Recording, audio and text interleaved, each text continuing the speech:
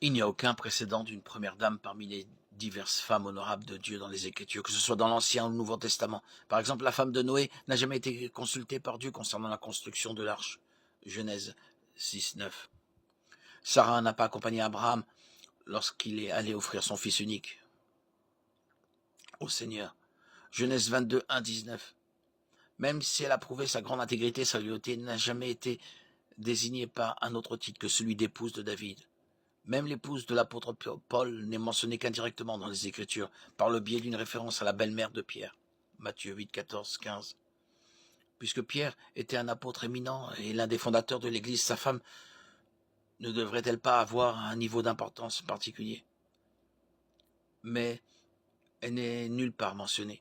L'Église n'avait pas de première dame. Et il ne se voit attribuer aucun office ou titre spécial dans l'Église.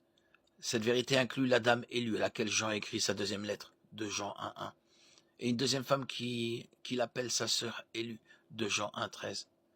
Ces femmes élues ne sont pas désignées par un titre ou une fonction quelconque. Jean exprime plutôt le simple fait qu'elles font partie de l'Église, comme lui et tous les croyants. Ces femmes sont appelées élues parce qu'elles croient en Jésus comme Seigneur et Sauveur et qu'elles ont été choisies par Dieu depuis la fondation du monde. Éphésiens 1.4. Bien qu'il soit tout à fait naturel d'accorder plus d'attention et d'honneur à la famille la plus visible de la congrégation locale, leur accorder un traitement royal crée une structure hiérarchique qui est diamétralement opposée à l'esprit d'humilité, de service, d'impartialité et de respect mutuel que tous les croyants doivent se témoigner les uns aux autres, peu importe qui ils sont.